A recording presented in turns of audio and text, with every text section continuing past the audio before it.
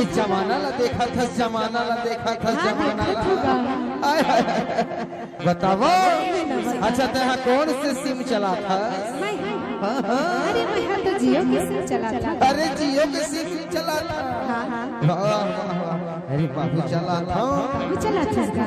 बताओ बताओ बताना एहे हाय जियो के मोबाइल ज्यादा टावर पकड़ा थे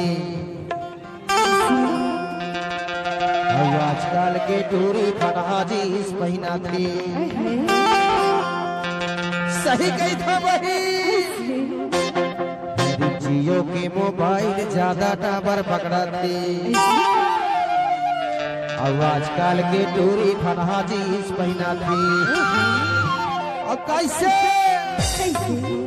अरे किसे टकरा जलेश म्यूजिक